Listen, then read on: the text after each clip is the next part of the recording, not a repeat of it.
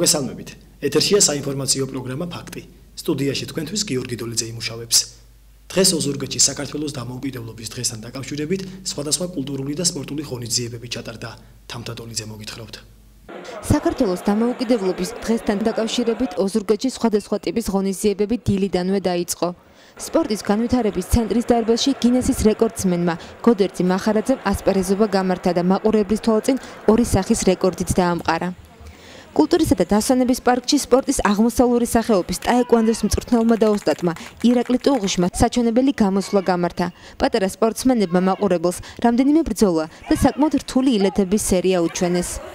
ასევე საინტერესო ღონისძიება გამართეს გაბრიელ ეპისკოპოსის სახელობის სამრევლო სკოლაში, სადაც კონცერტი ასევე 26 მაისს მიეძღვნა. უდიდესი საიუბილეო თარიღი არის სრულიად საქართველოსათვის, თითოეული ქართველისათვის, თითოეული ჩვენთაგანისათვის, რამე თუ ქვეყნის დამოუკიდებლების 20 წლის იუბილე ეს თარიღი უნდა იზეიმოს და უნდა სულიერად უნდა განიცადოს თითოეულმა ქართველმა. საქართველოს შეეძლო გაევლო ეს ეტაპი, რასაც ქვეყნის აღშენებლობის ეტაპი ჰქვია და ფაქტიურად დღეს ზეიმობს მთელი საქართველო, მთელი ჩვენი რაიონიც, მთელი ჩვენი მოსახლეობა აი ამ ულამაზეს დღესასწაულს. მე მინდა მიულოცო სულით და გულით ყველას და მეც შევუერთე აი ამ დიდ ზეიმს. უფრო ვრცლად დამოუკიდებლობის დღესთან დაკავშირებული ღონისძიებების შესახებ შემდეგ საინფორმაციო გამოშვებაში გიამბობთ. ლანჩხუთის მუნიციპალიტეტის სოფელ ჩიბათში ჩიბათობის დღესასწაული გაიმართა. ნახეთ ნინო მაშალომიძის სიუჟეტი. აღნიშნული დღესასწაულის გამართვას წელს პირველად ჩაეყარა საფუძველი და მისი ჩატარება ჩიბათში წმინდა სვიმონ კანალელის სახელობის ტაძრის კურთხევას დაემთხვა. ტაძარი სასულიერო პირებთან ერთად შემოქმედებმა მთავარეპისკოპოსმა იოსებ ბაკურთხა ეკლესია ადგილობრივი მოსახლეობის მონდომებითა და შემოწირულობების ხარჯზე აიგო. სადღესასწაულო წირვის დასრულების შემდეგ ახლად დამკვიდრებული სახალხო დღესასწაული ჩიბათობა დაიწყო. ღონისძიებაში მონაწილე სტუმრებს ადგილობრივ თუ სამხარეო ხელისუფლების წარმომადგენლებს გურული სამზარეულოს დაგემოვნების საშუალება მიეცათ. მოეწყო სპორტული შეჯიბრებები, გამოფენა გაყიდვა. მოგვიანებით კი სოფლის ცენტრში ადგილობრივმა შემოქმედებითმა ჯგუფებმა კონცერტი გამართეს. დღესასწაულსვე დაემთხვა ჩიბათში უკრაინიდან ჩამოტანილი ჩაის საკრეფი აპარატის ლორელის გამოცდაც. დღეს აღდგა ძველი ტრადიციული დღესასწაული, რომელიც აი ამ სოფელში ჩიბათში ტარდებოდა. მნიშვნელოვანი არის, რომ დღეს გაიხსნა ახალი ტაძარი, რომელიც სოფლის ცენტრში მდებარეობს. აღინიშნება სხვადასხვა შემოქმედებითი ღონისძიებები, სპორტული ღონისძიებები, დღევანდელი დღე და ეს მოსახლეობა ძალიან უნდოდა, რომ ეს ტრადიცია აღდგენილიყო, რაც მოვახერხეთ კიდევაც და ფიქრობ, რომ მომავალში კიდევ უფრო მასშტაბური გახდება დღევანდელი ღონისძიება.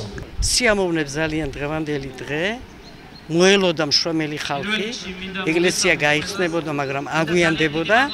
უსხაზღვროდ მოხარული ვარ, რომ აი ხელმძღვანელი ამ საქმის გახლავთ ბატონი გელა ზოიძე, რომელიც ჩემი ყოფილი მოსწავლე. ჩიბათელობ, რომ დაემთხვა ამ ღონისძიებას, ამ დღესასწაულს, ეს ორმაგად სასიხარულოა სოფლისათვის.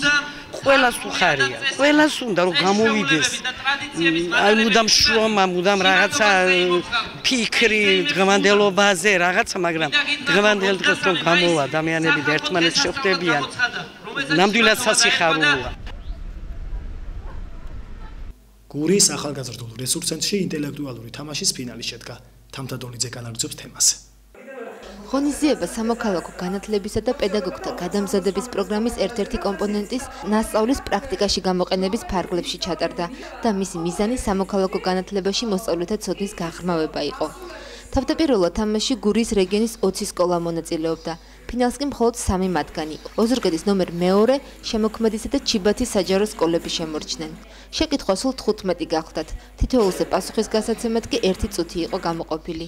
ფინალის გამარჯვებული მეორე საჯარო სკოლის გუნდი ატაგენუსი გახდა. თამაშის ყველა მონაწილეს სიგელები, გამარჯვებულ გუნდსა და მის პედაგოგს კი ფასიანი საჩუქრები გადაეცათ. ამ ინტელექტუალური თამაშების მთავარი მიზანი იყო ბავშვებს სამოქალაქო განათლების საკითხებში უფრო ღრმად ჩაეხედათ, უფრო დაბრუნებოდნენ წიგნს. 20 სკოლა მონაწილეობდა შესარჩევ ტურნირში. ეს იყო ლანჩხუთი, ჩოხატაური, ოზურგეთი და ამ 20 სკოლიდან ფინალში მხოლოდ 3 სკოლა დარჩა. ძალიან საინტერესო იყო იმ თვალსაზრისით, რომ შესარჩევი ეტაპებიდან ძალიან დაბალი იყო ბავშვების აქტიურობა, ანუ კითხვების რაოდენობა იყო დასმული კითხვების რაოდენობის ნახევარსაც ვერ სცემდა პასუხს.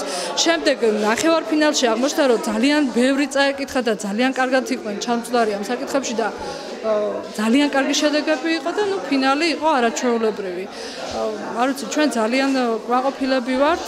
ეს არ იყო რაღაცა შეჯიბრის გამო, ეს იყო იმისთვის, რომ სამოქალაქო განათლებას უფრო მეტი პოპულარიზება გაეწიოს, უფრო საინტერესო იყოს ეს ყველაფერი, როგორც მოსწავლეებისთვის, ისევე მასწავლებლებისთვის.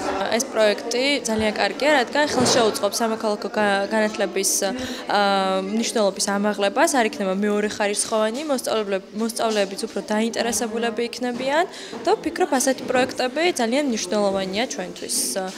ჩვენ მონაწილეობთ ფინალში ორ სკოლასთან ერთად და რა ვიცი, მე მგონი რომ ყველაფერი კარგად იქნება.